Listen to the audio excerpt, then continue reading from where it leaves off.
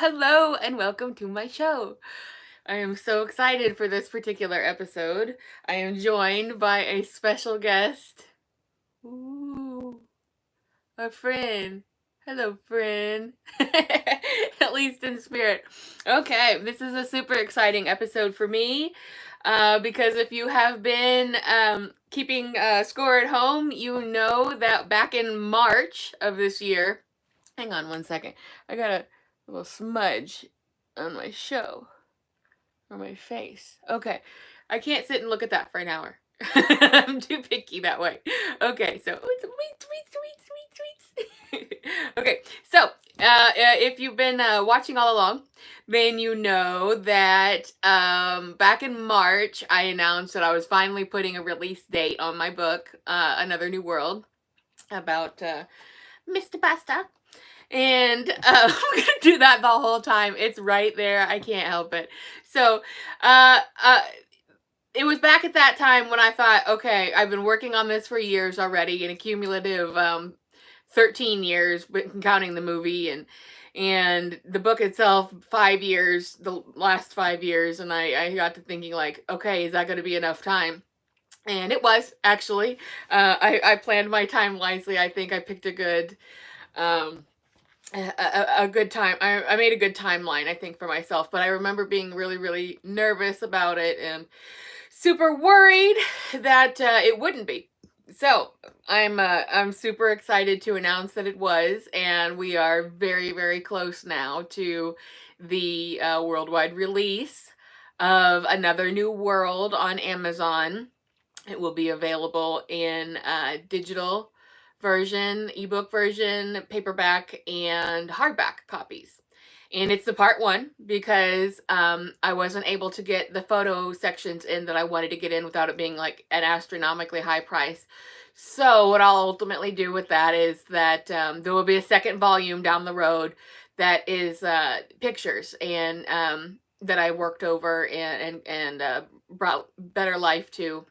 So it'll be Buster in pictures and his life in pictures, in a very interesting way that I've got planned and a lot of the work done for already. So that is coming, and at least that way you know, like you know what you're in for cost wise. It's going to be like, tabletop type situation. So it will be a part two coming. But for right now, I have something interesting to show you all. Okay, this is it. This is the paperback version. This is my author's copy, so that's why there's this banner, this do not resell banner across of it. That's not going to be on the actual copies that people purchase. This is because it's my author's copy that they sent me. So it's not for resale. So that's what it looks like. So here's what it looks like in hand. Really cool, right? Pretty beefy, nice looking. I think I'm super happy with it. I like it. It's got this really nice matte finish. I was actually surprised at how big it was. Even though I chose the parameters, I was thinking it was going to be closer to Sorry Charlie parameters, because I thought that that's what I had done, and I measured, but I measured like a different book, and I was like, oh yeah, Sorry Charlie's about that size. But you can see there's quite a bit of size difference there. So, but I'm happy with it. I like it. It's substantial. It's meaty, and you're gonna get something good for it. And I kept the prices as low as I could to make sure that people could afford it, especially if you're buying it for a gift for someone. And now that we are in buying season, so I wanted to show you a bit about it all and what it looks like. Here's the spine. Here's the back.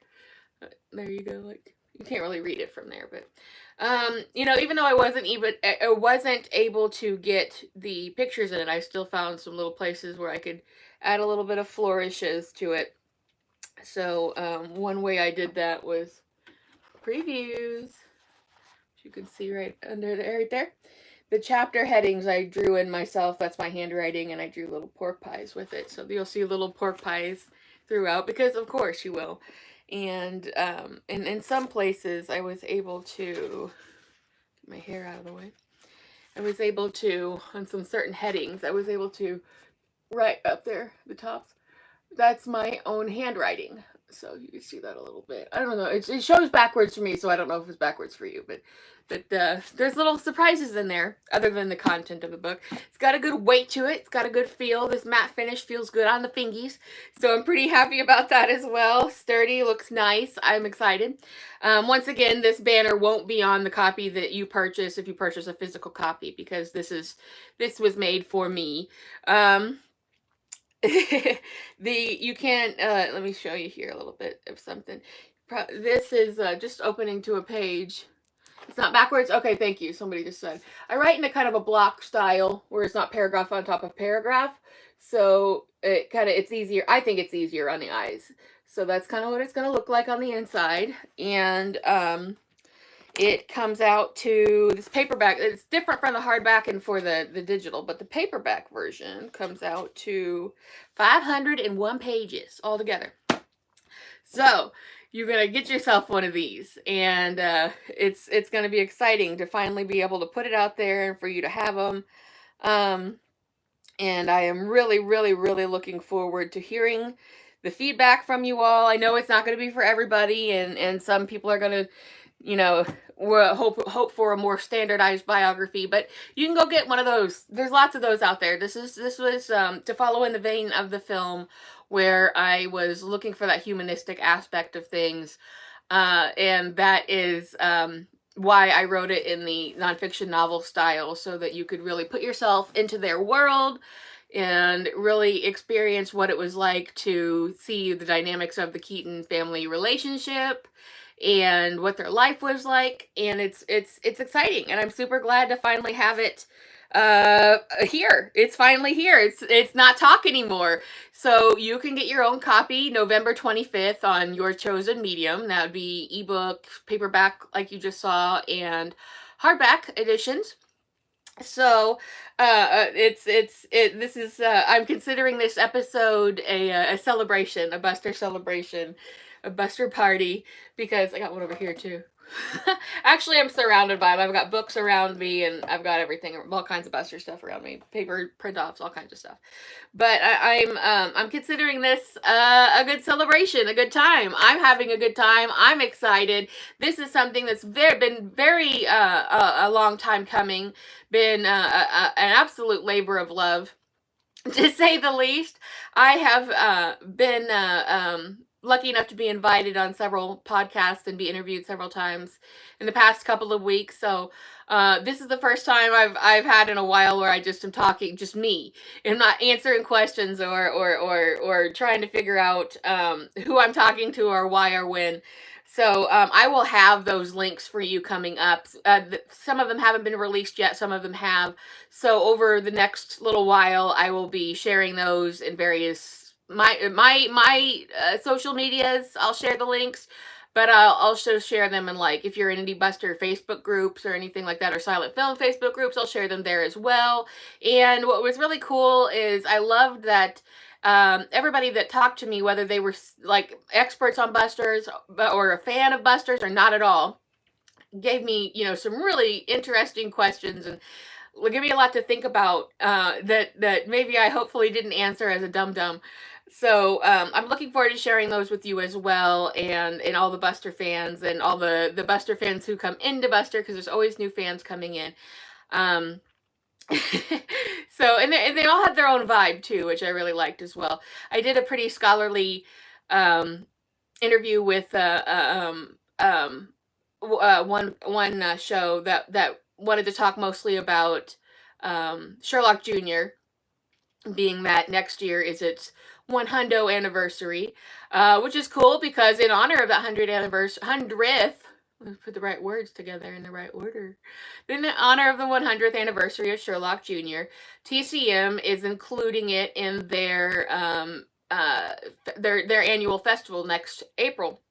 And several years ago, when I was making the movie, I was lucky enough to get to see the General that way, and it was fully restored. Robert Osborne was still alive at that point, and he gave an intro.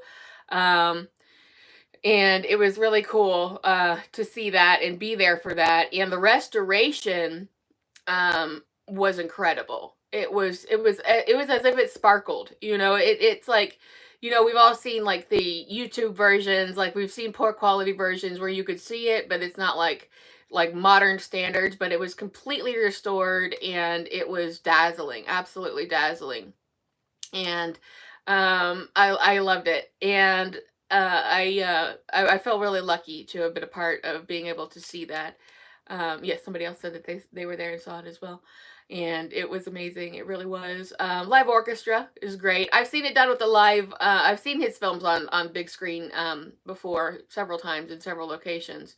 Um, Often with an organist, which is neat. But in that case, it was a full orchestra, so that was a little bit different. And I hope that people go and get to experience that with Sherlock Jr. next year for their festival. If you're thinking of attending, at least I can speak for that. Seeing Buster under that context is pretty excellent. So that about brings us up to the present, I think. I told you in the last episode that the soundtrack, um, was um coming out. The soundtrack that I made up. I lost my train of thought. The soundtrack that I made for the book, and it's printed in the back of the book. I released that, so that's out there now on my socials. I really do recommend doing the whole subscribe, like, follow thing with my socials. You could probably just Google me or search me on the sites. I'm everywhere at this point, because that's where you're going to find stuff first. Sometimes I post things later in other groups or in different orders and stuff like that. So like you might see it, but if you're on Facebook, you never know when you're going to see whatever. So find me on Twitter, on Facebook, on TikTok, Blue Sky, YouTube. That's, yeah. So you could, yeah, find me on these things and it's a way to get the information as soon as I'm going to be putting it out. My author page or my creator page is my production company, and that's on Facebook as well. It's called Polyester Cowboy Productions, and it's searchable. You can find it. So you can follow me there too. That always has the most recent updates of what's going on.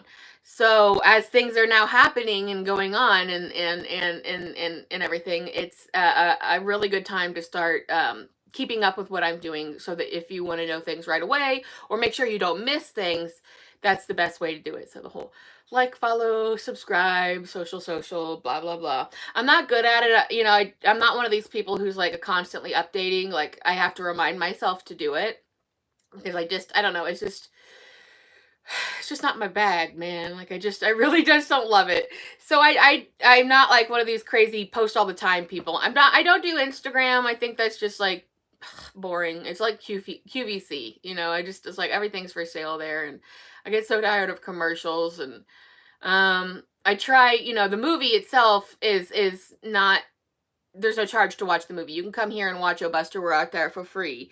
And it's just that now that the book is out, that those are, because it's an actual physical product, that those you pay for. So first one's free. First one's on me. But in talking about the movie, there's actually some interesting news about that as well.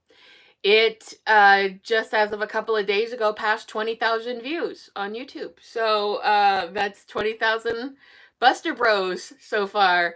And I'm super, super excited about that, because that was what I wanted to do with it. I never wanted to put it on a streamer or DVD or make it like commercially available. I wanted to figure out a way to make it publicly available.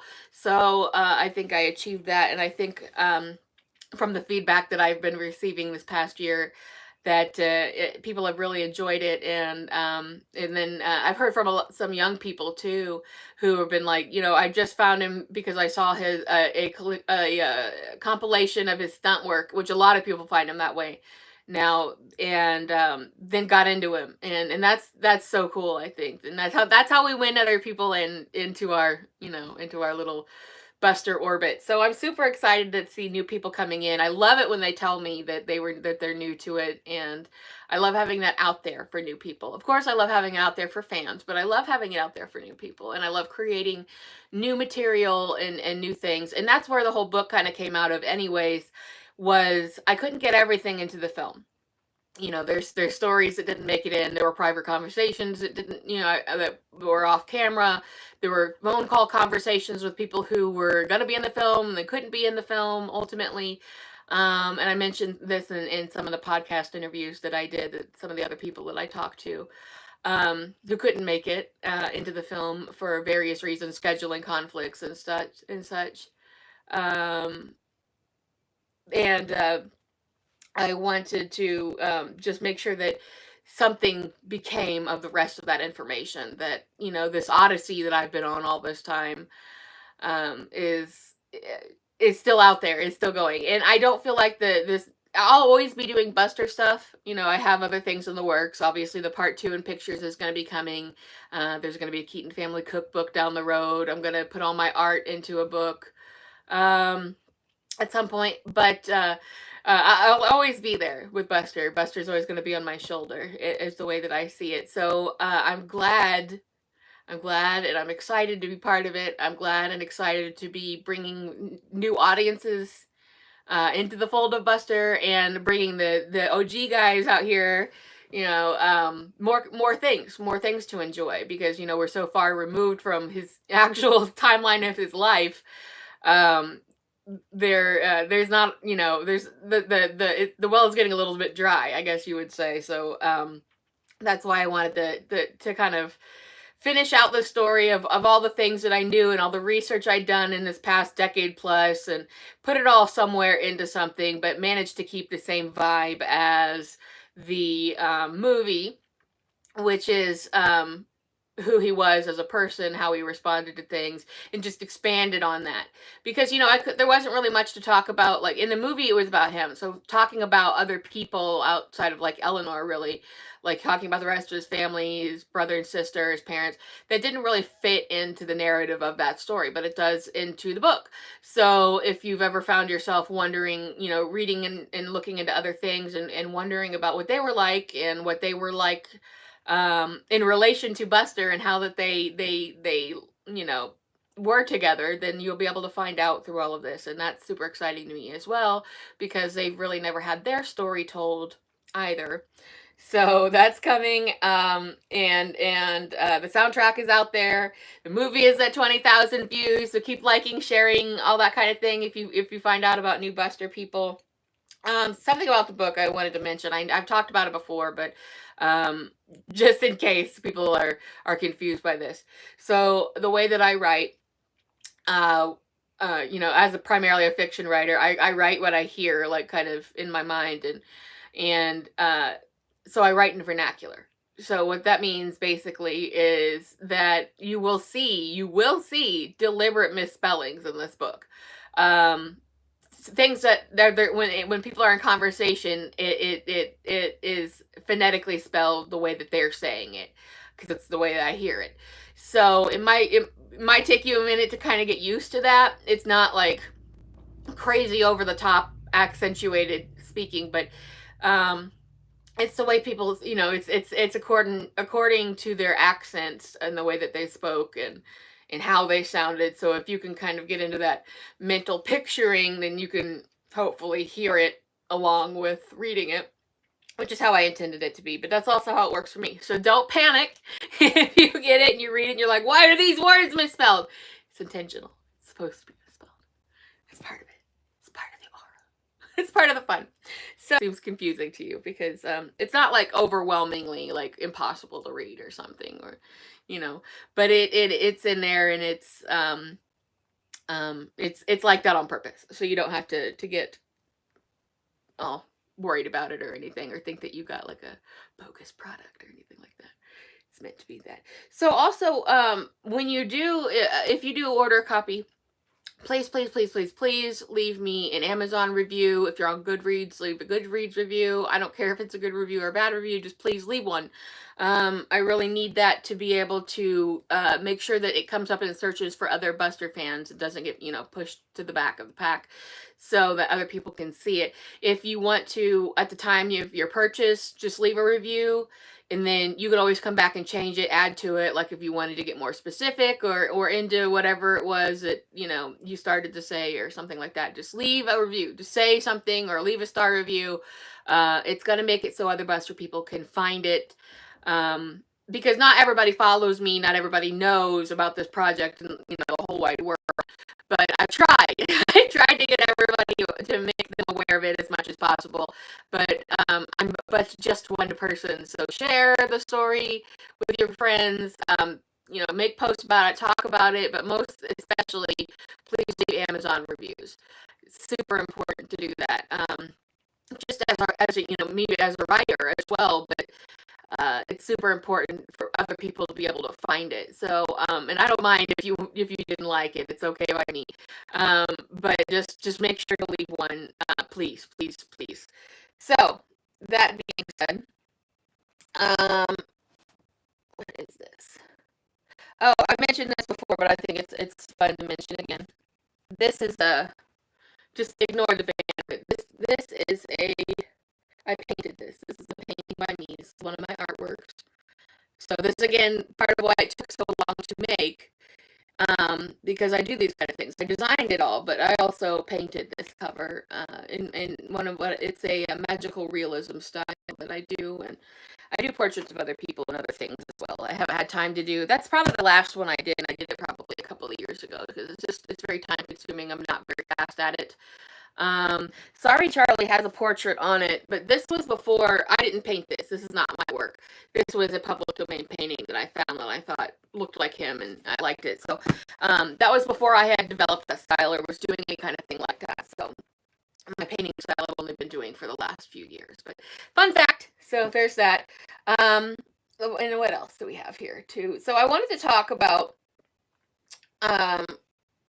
some about Buster himself, and how he got here, and some of my favorite things about his career, some of the points that I like the most, and things maybe people don't know that much. But the reason I chose the latest half of his life to cover was because, although I think we could probably all agree when he had his full autonomy and was doing, his best work as a filmmaker, those moments were probably more exciting to read about or write about.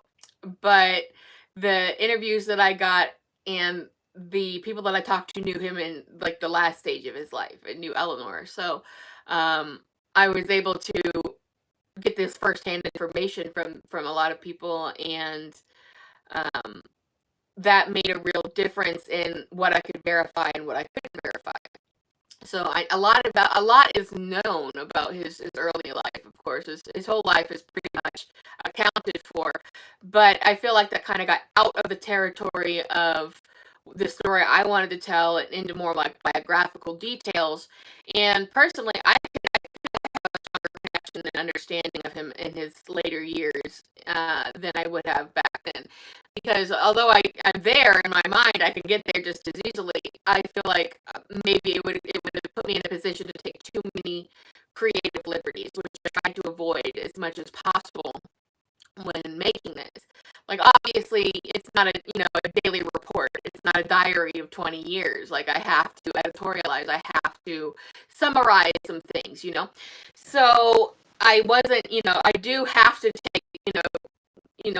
Squish some stuff together and move over some things. So there is some creative liberty in there by me, but I mostly try to keep it as passive as possible. If there was no way, no how I could know something, I made my best guess based on what I did know and what I could verify. And being able to verify a lot of these details really meant a lot to me, because I wanted it to be as real as possible. I wanted it to be realistic. If I was going to speak for these people and understand them as people and where they were in their lives at these times, I needed to know as much as I could possibly know about them. And his siblings, Harry and Louise, outlived him substantially. They died in the 80s, and then Eleanor died later in the 90s. So there was a lot still going on to be told, like they could be spoken to well after he was gone. And a lot of people I talked to knew them as well, or at least talked to them or met them, or something of that nature. So they're part of the source story too. So I could verify what they were doing as well, and what they were going through as well, more better than I could, back in the 20s or 30s or 40s or that kind of a thing. Well, it starts in the 40s, but you get the picture, I think.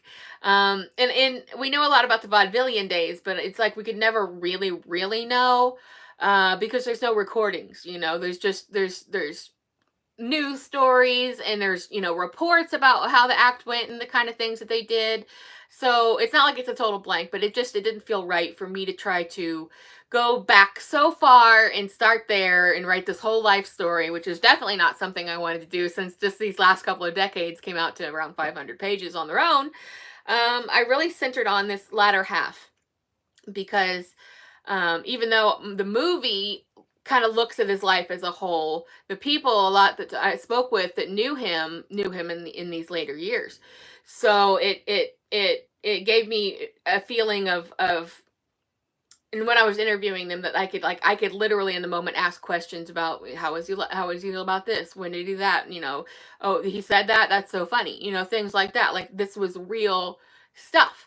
So this, I feel like, story wise, info wise, puts a cap pretty much on everything that I was able to learn and collect and interview and hear about and research and verify together, with the movie. So that's why I consider it a companion book. So that's why I chose that era. I know a lot of other people have spent, a lot of time doing a lot of research and things like that on the earlier parts of his life.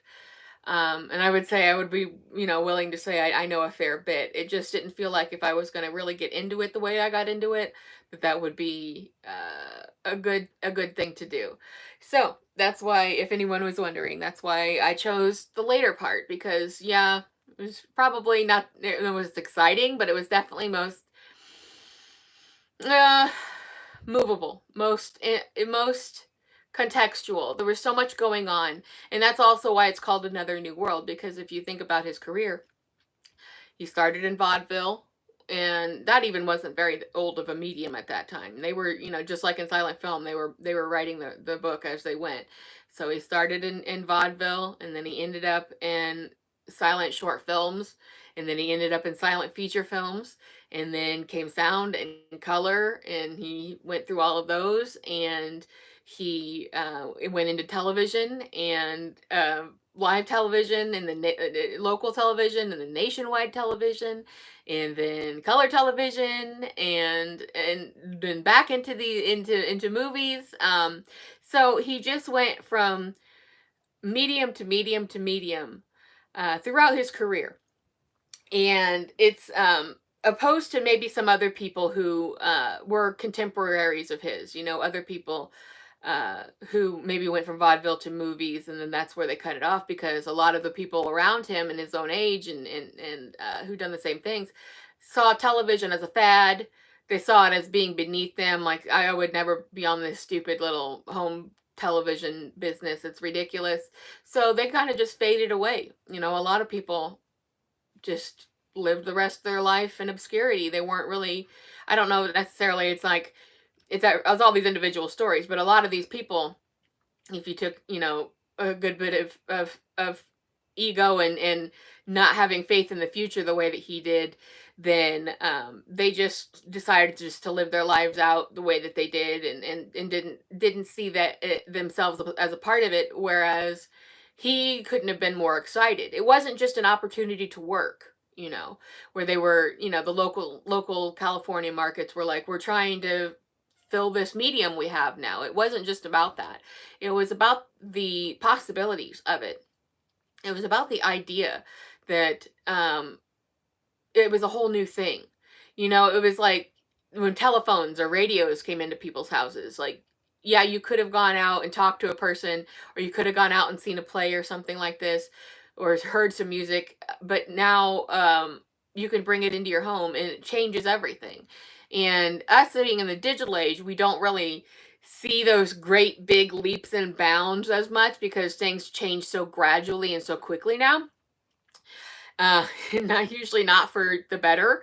So the back then at this time, it was a really big deal, you know, and he saw it that way, and he was so technically minded that it excited him to try to get in on something new. So of course it was neat to be asked and be part of it. But at the same time, he definitely wanted to see where it was going to go, and he wanted to be part of it as soon as there was something to be part of. And that's how he got into television, which ultimately led back into, you know, a film career up to the point that he died. And I think most everyone that knew him would agree that he wanted to keep going. The only thing that stopped him was his health, and then ultimately his death. But he didn't you know, he didn't feel his age. He was the type of person who, if nothing had interfered with him and all that bad living had not caught up to him, he would have gone and gone and gone and gone, and who knows what else he could have done. You know, I feel like we all have this little bit of a sense of, yes, he was 70 years old. It's not like he was super young. It's not like a James Dean kind of a scenario, but it's disappointing because we would have liked to see what else he could have done.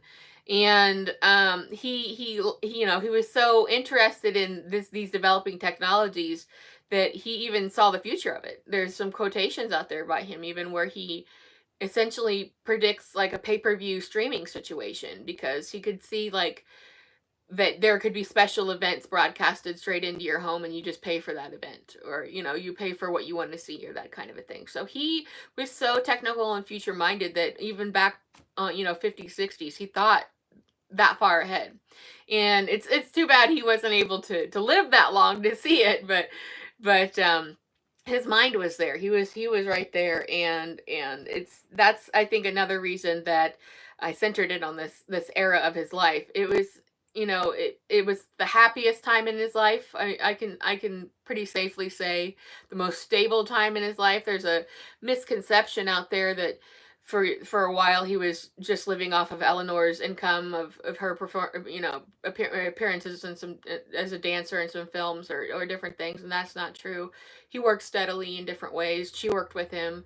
You know, obviously everything's not televised. It wasn't recorded. They you know, they toured Europe. They did all kinds of live performances all over the country and all over Europe, and they you know, they were entertaining. He was always entertaining audiences. There was just a couple of years where he was really battling his alcoholism, and trying to get just himself back on his feet in life. That you know, dealing with depression, and in a time when alcoholism was not considered an illness or a disease, but a moral failing. He pulled himself through all of that because I don't know that you know, he had a kind of a, I think we can see from a lot of his stunts he wasn't afraid of death. But and then you kind of you combine that with some very bad self-destructive habits. It's not a good recipe. But he did have the wherewithal and the fortitude to see that there was more. There is more to this. I can get through this, and he did. And we know that he did, and we're all the better for it as fans. But that being said, it was only just maybe 2 or 3 years where he wasn't at peak performance, let's say, and he really wasn't able to be in front of an audience in a good way. Not that he wasn't, you know. It's like, you know, he would do tours and reviews even at his worst, but you know, he couldn't really be trusted. He had a bad professional reputation at that point, not just with like MGM, but like anybody, and you know, people doing plays or, you know, theater shows or reviews or that kind of thing. He didn't have a very good reputation that way. But once he was able to follow through and get himself through the worst of it, he then at that point really started to see things in a bigger, better way, and that's ultimately what led to his willingness to get into television. People also don't know that he did, to some degree, do radio plays. It wasn't anything really to do with his acting prowess, but he really didn't. It just didn't really click for him like it did for some other people. Of course, he's got a very distinctive voice. He can orate very well, but he always had his best success when you could see his face. In particular, his face was always sort of it was the money maker, right? Like, to see that expression. And I talked to somebody about this on one of my interviews. Was that that expression was very calculated. It wasn't just like, people laugh, I do this, people laugh. It was something he learned in vaudeville, and that they did laugh when he kept that stony expression, but it was not just to be like, just to do things with a straight face. It was a calculated move to say to the audience, can you believe that happened? Did you just see that? Did this, that kind of a thing. It's speaking to them, because if you think of like something, whoa, I'm getting some low battery notices here, so bear with me here real quick. Bear with me. I got my charger, but I thought we would get a little further before I'd have that. So bear with me while our plugs are in. Boop, boop, boop, boop. Hang on. We're almost there. We're getting there. I just got to find you know how this goes. Find the socket to plug the phone in. Maybe. There, I think we're good now.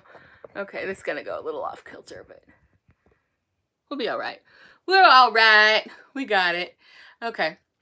Anyways, the stone face thing was a very calculated move. Make sure it's actually turned on. That would be a good thing. Yep. Okay. It was a very calculated move. Anything could happen. It's live, so I could get cut off at any moment, but if I do, that no big deal. Book comes out November 25th, so get the book. And a lot of the things I'm talking about are covered in the book in various measure or meter, but I'm excited to be able to talk to you all about it and share this together with the fans and the people who have paid attention all this time and have been watching and rooting me on. I really appreciate that. That's why I hope that if you're not following one of my socials, whichever your chosen format, that you will, because I'm not worried about numbers. I just want to make sure that anybody who wants to know these things gets to know these things. So there's going to be, like I said, I'm going to be releasing a lot of these interviews when they become available. And and some people ask me some very interesting scholarly questions, and one of my interviews I did with a friend, and it was the last interview that I did before this, and it was such a relief to get to talk to somebody I actually knew, and where we could just laugh and joke, and I didn't have to feel like I really needed to be on the ball and really perform and give really smart answers. I could just talk to my friend about Buster. And that's kind of what I get out of this as well, and why I wanted to do an all Buster episode. So and some of the things I've talked about here already, you can find in the book. But something that sometimes people would ask me, like, well, tell us something that we don't think anybody knows about Buster. And I would have to think pretty hard about that, because even though you don't really have the time, when somebody's like, okay, not answer. But I think one thing that is really interesting that about him that people might not realize, because of the way that we access media these days, is pretty much all up until the internet, Buster did not have the same kind of accessibility as, say, Chaplin did, because, well, first of all, Chaplin was a lot older, and he has a much larger body of content than Buster had, like number-wise. So, because of that, that's why maybe, like, it really doesn't matter what age you are, but growing up in your life, you probably saw that they'd be showing at some point, like, you'd see Chaplin films and that kind of thing, and everybody knows Charlie Chaplin. It was very enduring character. Everybody knows everything about him, and if you ask somebody, just somebody off the street, they're like, do you know who Buster Keaton is? They'll usually say no. But then if you say, you know who Charlie Chaplin is, they usually say yes. And then that's how I would ultimately get into the saying, okay, well, Buster was at the same time a contemporary of his. They both silent film pioneers, that kind of thing.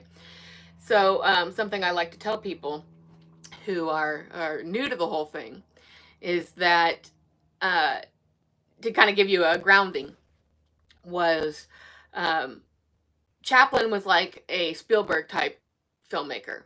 He really relied more on the heavy emotion and the feeling that you got off of the interconnectedness of people, whereas uh, Buster was more like a James Cameron style filmmaker who was more technically motivated. If the technology didn't exist, he made it. If something needed to mathematically figured out, he figured it. It was something like he wasn't going to compromise his vision because the technology didn't exist. And we all know that James Cameron did that pretty much same thing. On everything that he does, but on like Avatar, like made special new kinds of ways of filming and that kind of a thing. So that kind of warms people up to the idea about him. But he did not have that same sort of amount of work to share, and he also didn't have the accessibility that Chaplin always had until we hit the internet age. And this is where we really see Buster hit his stride in terms of legacy, because he had always been remembered, but almost as an obscure character in history, not as a dominant one like Chaplin was. And almost like a historical sidekick, even though if you know what he's done, you know that is really inaccurate. It's just that he doesn't have that same awareness. So when we hit this digital age of the internet, and we in bite-sized little pieces of content, and especially things like TikTok and before that Vine, and these little bitty moments, right? Well, you can really easily distill his work down to little bitty moments. These really fantastical feats of strength and daring action, and then you see these compilations of these moments or super intensely funny things that he's doing. That, you see a little clip of that, maybe you see another little clip of that, and then you start wondering, who is this guy? This guy's hilarious, and I can't believe he's doing these things and not dying, right? So that really worked in his favor. Even though he could predict, things technologically, he had no way of knowing that this is how his media would be best consumed. Because you have to remember, in the silent film days, none of those things were made to last. That until they really started getting more into like these big budget features, it was considered a throwaway medium. And just to be like, okay, you use it, the reels burn up, they melt, they fall apart, and then it's over. And then people started to be like, well, we're putting real money into these things. We need to try to like archive them in some way, but it's very, the nitrate's very flammable and very self-destructive. So there's, most of what was ever saved burned up in some horrible studio fire at some point. So we are now at a point in history where, estimation wise, it is about 80% of all silent films across the board are lost. So it is a miracle that we have as much as Buster's work as we do, with only, so far as anyone knows, one short film missing from that no one has found yet. But just recently, a fragment of Theda Bera's Cleopatra was found. So it is still possible. Prints and items and things are out there. People, that have, are clean every day. Somebody's cleaning out somebody older relative's attic or basement. Like this stuff is out there. So hopefully, we will still find more quantity wise. But people don't really know that. People don't really, in an era where we can just fast forward to our favorite part, or just watch a gif of a gif set of a movie we like, or share it, or watch little TikToks of somebody's something, and we could do it as much as we want to. This was never meant really for that. So anything that survived is pretty much a miracle. So that's something that not a lot of people know, and I don't think anybody from that era would really be especially remembered for anything if we didn't have what we have of theirs. And there could be people, so much is missing, that maybe were just as good as Buster or Chaplin or anybody, but we've never even heard of them because their entire stock is gone. Especially like we got to think people making movies internationally at this time as well. So that's something that people don't really know or think about, just because we're conditioned otherwise. We just would never think that, no, these movies are meant to be forever. The most famous movies of all time, your Gone with the Winds and your Wizard of Oz and things like this, those were meant to last forever. But back in those days, they did not have that mindset. Another unusual thing about Buster that people don't necessarily know, and I think it's another secret to his success in the modern era, is that you find this a lot, especially, and it's not, and people are not quiet about, they find him, they recognize his physical prowess, and they recognize his attractiveness, and they recognize that classical appearance of his, and these really fantastic features, and find him, really attractive. But that is by modern standards. People in his time did recognize a little bit that he was attractive, but he was a comedian. Comedians are whatever. Who cares about comedians, right? When you have the gold standard, which is Douglas Fairbanks, and a little bit later Clark Gable. That is who people liked. That was the, the matinee mustache. That was the man right there. Like, that was the archetypal dude. Like, that was who everybody lusted after. So nobody was even looking at him in that kind of light. And also, he was shorter, and these guys were taller, and they were in serious roles where they played big time heroes and famous heroes, and he would do that, but like his version was like Sherlock Jr. You know what I mean? And so people didn't even think to look at him in that light. But now, according to modern standards, where things are quite a bit different for the way that we look at people, and we live in such a late stage of human development, that people can really get like into all different eras and everything, and nowadays it's sort of mashed up from, when you look at fashion and people's style and their music taste and their movie taste. Like, everything's mashed up. You can like things and dress like some stuff from the 80s and the 60s at the same time. Your music taste can span 100 years in your music collection, So it's like we're in this very homogenized era of time. And like I said earlier, even with his foresight into technology and where things would go, he could, I don't think, ever have imagined that his legacy day would come at a time when his work could be viewed in little bite-sized pieces, or him seen in a completely different way than he was at the time. So that's, I think, super, super interesting about him, on some things that people don't tend to even know or realize, or, have never thought of or never heard of before. So to me, if you're looking for some little things you've never, if you've been in the game a while and you've been a Buster fan for a while, those are some things you may not have thought of before. We're getting a little close to time here, so the last thing that I will probably mention is that my favorite films of his, I've been asked this several times, and my favorite films of his are, you always think, oh, you're going to say like The General, right? Like, when he had the most creative autonomy, he was making like literally the biggest stunt ever made on film at that time, crashing a whole train on a trestle into a river. And but no, of course I like that movie. I like all of his movies for the most part, but I really am more drawn to, weirdly, Parlor, Bedroom, and Bath, which was one of his later sound films, which I think people will unanimously agree is not great.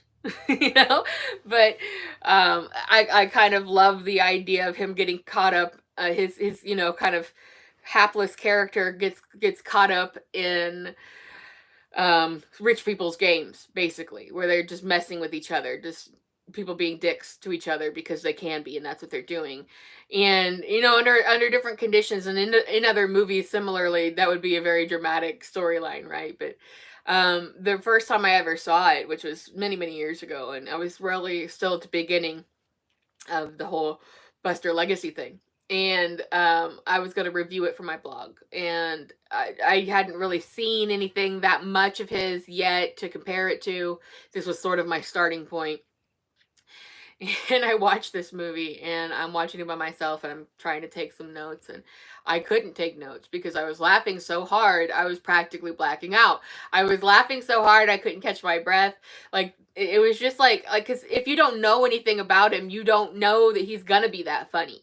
You don't know that he's gonna be that physical. So I was just hysterical over this movie. I thought I didn't care that the story was kind of lame. I just, like, and everything around him else was kind of mediocre, right? I just laughed and laughed and laughed about this. And I couldn't take notes. I couldn't even, I just put it all aside and I was just absolutely enthralled. It's a pretty short movie.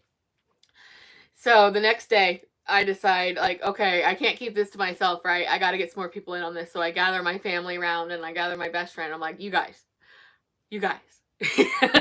Last night, I was sitting here and I watched the funniest movie I've ever seen in my life, maybe. And they're like, okay. And I said, you have to see it. You have to watch this movie with me. We're going to watch it. You're going to die. And it starts up and it's a little bit slow in the beginning to go. And like, they don't know what they're in for either. They're just taking my say so for it. They're open to it, but they're, they're movie people too. They're taking my say so. And then soon they start to lose it. And after a minute, like, you got an entire room full of people scream laughing at a movie that's not even very good. And that really solidified for me, like, this guy, this dude, I lost him. This dude knows what he's doing. This guy knows what's funny, right? This guy knows comedy. This guy knows how to make you laugh. And there were certain scenes in there that were just so, like, just absolutely tremendously hilarious, no matter what the context, no matter how good or bad the movie is. And there are also moments, in other bad movies that Free and Easy. Everybody hates Free and Easy, right? And it's not good at all.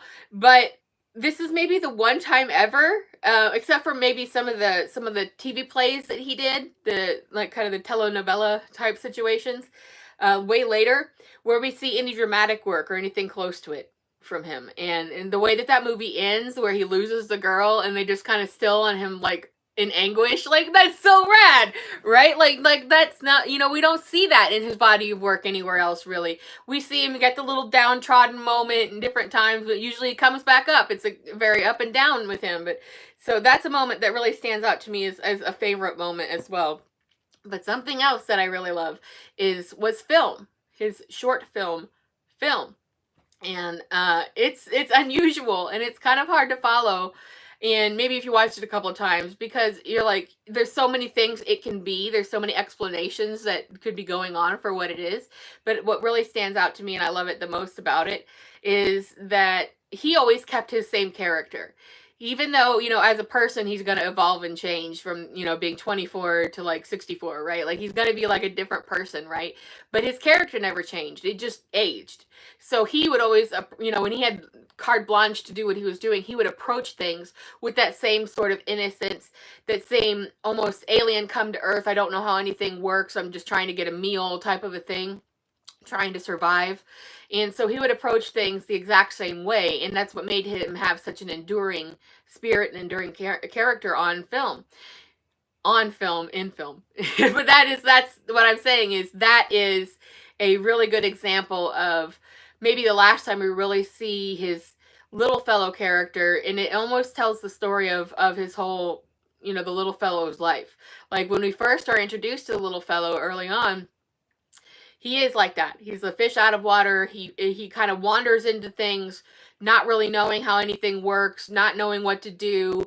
He's hungry. His clothes don't fit. People want to come after him. Cops are chasing him around. He doesn't know why. Sometimes he's got a job. Sometimes he's somehow got a job that he's not qualified for.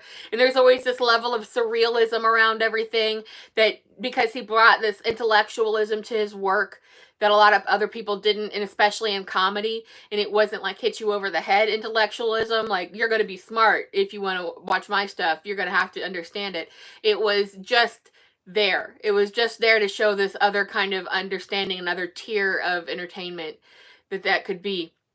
And he, what he was doing in those early short films, where he just was trying to make his way down the road, for good or for bad, and all the things happening around him into him, we see him at the end of his life and career in film doing the exact same thing, only now it's like the world is around him is ruined, and it's like a commentary on, and he's kind of ruined. Like, we see clearly the tip of his missing finger. We see the eye patch. We see he's aged.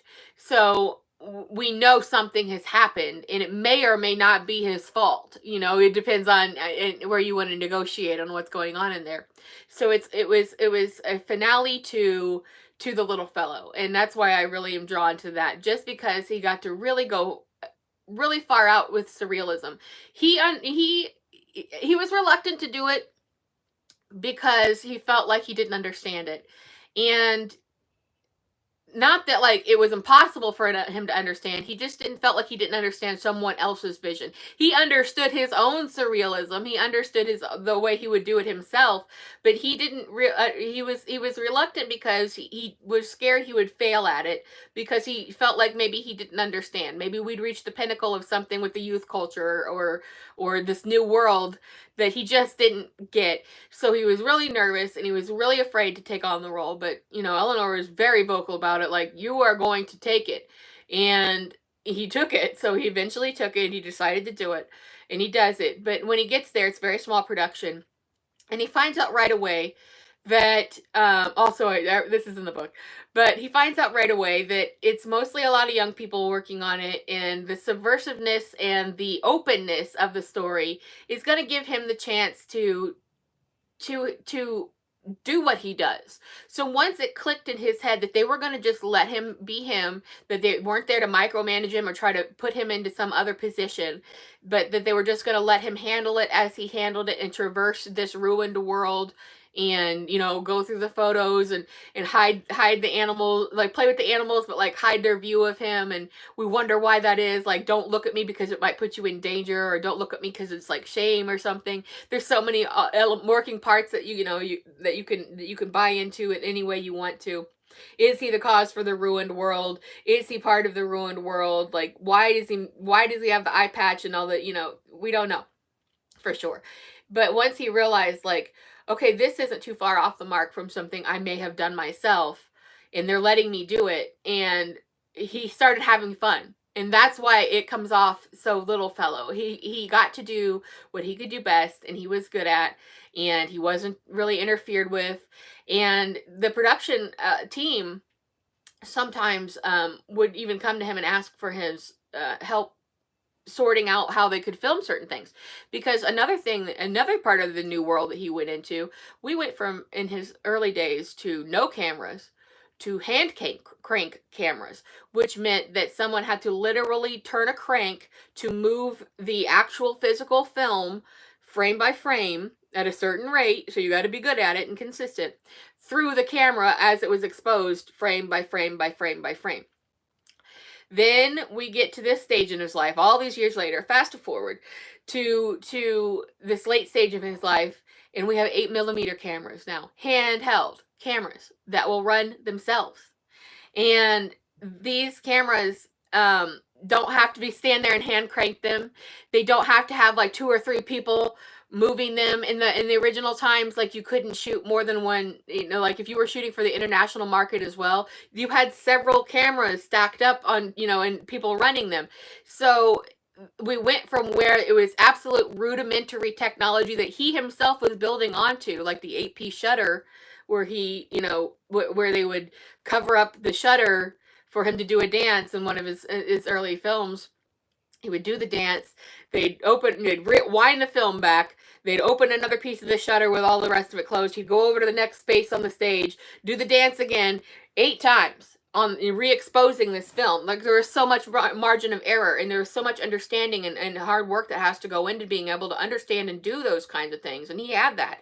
And then he gets to this stage in his life where there's handheld cameras that don't need wound or cranks or anything, that you could just run around with them in your hand. And this was just like mind-blowing to him, right? So that's why we see certain filming techniques in that, like where he's being kind of chased around or spinning around, and they're spinning with him, and it's this whole other concept of the freedom of movement that he didn't have at that time. in his early career, or even in major motion pictures much later. They had great big stationary cameras that couldn't even autofocus. You know, you still see things where they'll go in for the zoom and it's completely out of focus until it zooms, but that's how they did it. Like they on television too, like that's how it was done. Like they didn't be like, oh, we got to have this all the way in focus. Things didn't work that way. So he went from not just like, that's what the whole concept of Another New World to me is. And that's why I saw this as the summary of his life, was he just went from thing to thing to thing to thing in a time when they weren't on top of each other like they are now. So we don't even notice, and most technology that we advance into is bad and harmful, and mostly it's just a way to shove more commercials into our faces. That, you know, back in his time, he was making real art because you had to go to so much trouble. You couldn't just shoot a movie on your phone. You couldn't just there was no steady cam, no digital assist, no AI, auto generated captions. These things simply did not exist, which I know we as the audience and people know that. But if he had been maybe more stubborn or egotistical or more of a jerk, or somebody who thought they were, the good times were over, uh, he would have never gotten the chance to do these things. And he was so adventurous and so interested and so invested in all these new things that he just couldn't get enough. And we see him in these dumb beach movies that we say are dumb now, and are kind of hard to watch. He loved every minute of those. He loved working with younger people. He loved hearing the difference of opinion. He loved modern music. He loved Elvis and the Beatles. He loved it. And Chuck Berry and Buddy Holly. He was invested. He did not just be like, oh, we're just gonna, crank up the phonograph and listen to some pop music, because that's what I remember. It was not like that at all. He absolutely moved with the times. And it's almost hard to pinpoint other people who were just that open-minded about it and just that enthusiastic about the medium of film and just life in general. And I think that's what really draws people to him, once they start unraveling, and pulling the curtain back, to see the man behind it. And that's what has drawn me to him. And I will always be working on something, some sort of Buster something, going into the future. I'm gonna have some Buster breaks. I'm working on getting ready to have one now. I've got another book I'm working on that is nothing to do with Buster at all. It's a fiction story. I have this habit of taking stories and working on them for like 20 years and not actually finishing them. And now I'm finally getting to a couple of things that were like that. One was a paranormal thriller horror kind of thing called The Big Bad Wolf, and that's what I'm working on now next. Um, and it's scary. It'll be scary you. And then another thing is the part one of hopefully many of a universe of a historical fiction Western type of a thing going on. So, and that's called Fields of Gold. And those will be coming up, interspersed with other Buster stuff. Like I said, the cookbook is coming. Part 2 of Another New World in Pictures is coming. Art book will be coming. There's all kinds of stuff that I'm still gonna. I've got a couple of top secret things as well that are on the way. So I thank you very much for going on this journey with me, and I hope you will stick with me on it and check out my non-Buster stuff. And, if you read this book and you like it, check out some of my other stuff that'll be forthcoming. As always, I have art on Redbubble.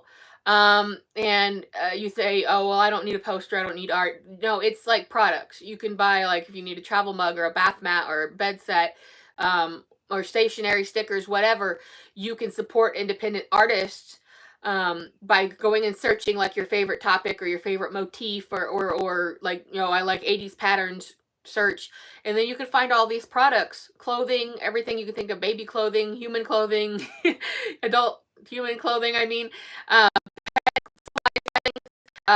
these kind of designs, the artists can kick back, and this time of year they run really heavy sales, like all through my season.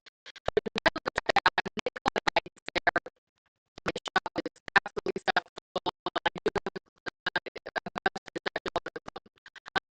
But if you see everything that looks like it's not stuff, but it's not Nicolette, it's kind